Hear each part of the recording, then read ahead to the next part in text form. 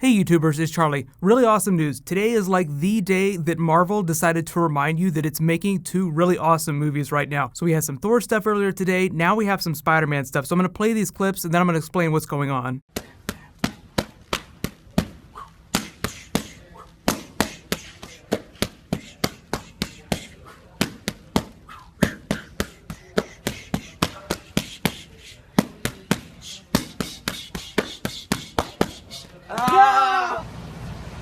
This is what it's like filming in Atlanta.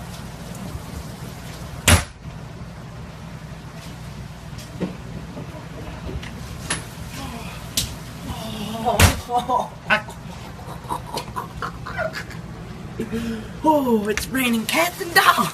Raining cats and dogs. Spider-Man Homecoming is shooting on the same stage that Guardians of the Galaxy shot on. That's where this image came from. So as they were rolling out, shutting down production, Spider-Man was rolling in. So I totally want to find out what's on the mixtape that James Gunn gave him. But now he's posting pictures of himself in the costume behind the scenes. There were some pictures that paparazzi got the other day of him doing outdoor scenes in the Spider-Man costume. Now it wasn't necessarily anything spoilery, but it confirmed that he was wearing the costume from Civil War, which I feel like we all assumed he was going to. The cool thing about this picture is that you get a much better close-up of the Stark Tech web shooters. Obviously they do a couple other things too. They have the spider light, there's probably some digital readouts, some communication devices, really anything that Spider-Man might need in the field. Kind of like a Swiss Army tool. And Tony Stark's presence in the film, like we haven't seen Robert Downey Jr. on this set. He's only going to be in part of the film, not as much as you would think he is, but he's still going to be a really important part. Probably offer Spider-Man a mixture of technical advice, technical help, like here's some really cool new toys that will help you fight this villain,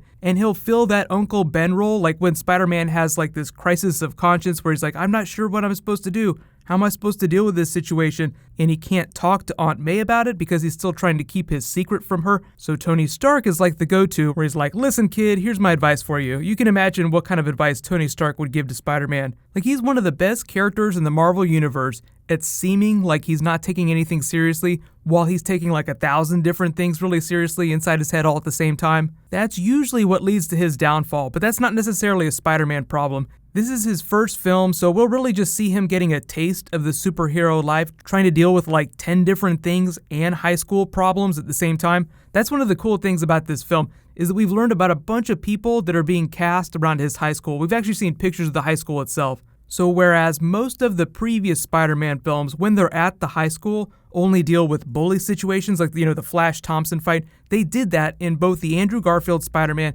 and the Tobey Maguire Spider-Man.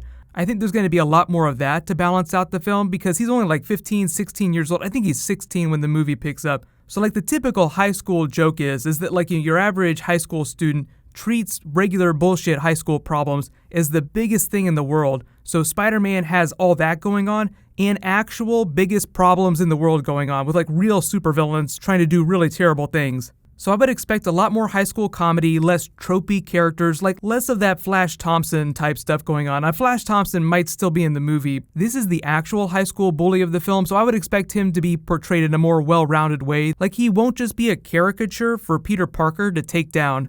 So like if you guys haven't seen, anti-bullying has been a big campaign the last couple years. I wouldn't be surprised if they present like the solution to Peter Parker dealing with his bully as a mirror to the way he deals with the supervillain bully played by Michael Keaton, who I think we all believe is the Vulture. There's still a couple characters he could be, but even the trades are like, we think he's the Vulture, but don't expect Marvel to comment or confirm on that. They don't really confirm on spoilers like that.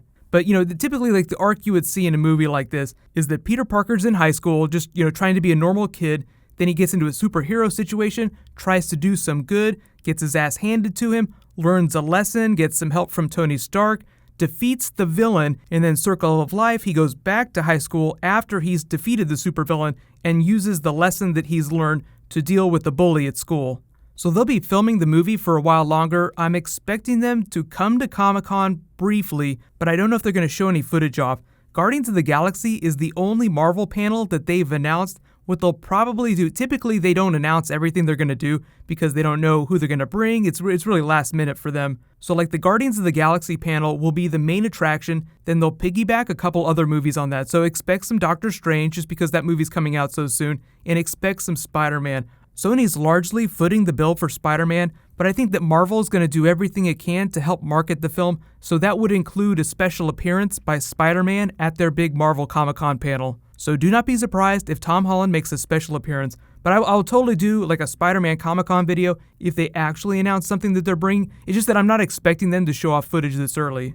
But let me know in the comments, what kind of behind-the-scenes teasers like this do you want to keep seeing from the film? Like, do you like it that they're letting them post stuff? I think it's actually pretty cool. A couple of years ago, they probably wouldn't have wanted the actors to do this. They're just, like, studios aren't comfortable with social media in general, but I think as they start to figure it out, they're a little bit cooler about letting the actors interact with fans, so they're like, hey, look, we're doing really awesome stuff without necessarily spoiling the film. So I would just expect this to continue on all the Marvel films. Like I just did that Thor video earlier today. They just started shooting that this week, and because all those actors have amazingly huge social media followings, I think they're going to try and do as much from behind the scenes as possible. Like they're even doing the joke with Thor's hammer on the toilet, which is an oldie but a goodie. They actually posted this like right after I posted my video. I was like, oh nuts, I could have put that in my video. But here it is in all its glory. So high fives all around for Marvel being really cool with letting its actors post stuff from behind the scenes. What's going to happen next is I'll probably do a video for the Doctor Strange prequel comic. It's a prequel for the movie. It explains what's going on with Wong's character, what's going on with Mads Mikkelsen's villain character. He's the main villain of the film, even though there's going to be a lot of really trippy cosmic stuff going on too. So be sure to subscribe to get that. And if there's any other comic book videos that you guys want me to do this weekend, just let me know in the comments. Ooh, and I almost forgot. I was going to tell the story of how Thor called Marvel's corporate version of Odin to try and get Spider-Man in Civil War.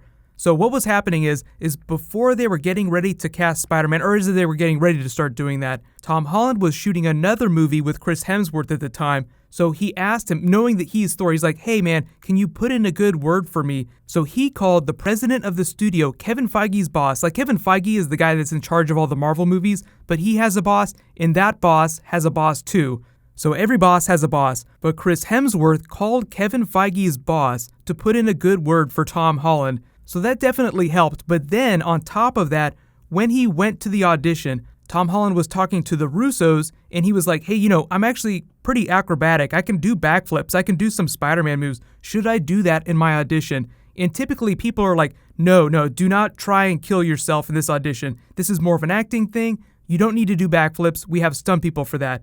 But the really funny thing is that the Russos, who are just like a couple awesome comic book geeks themselves, were like, totally, go for it. Do a backflip during your audition. So Tom Holland, when he was done giving the line readings that they asked for, did the backflip, nailed the audition, and he got it. And the rest is history. So just a really funny story about how Tom Holland got his foot in the door and then nailed the audition with the help of the Russos. So while you guys wait for my next video, you can click here to learn all about how Marvel has kind of taken over Spider-Man for Sony. Even though it's got Sony's name on it, it's still like a Marvel film. And you can click here for my Thor teaser video. Thank you so much for watching, everybody. Let's high five. I'll see you guys tonight.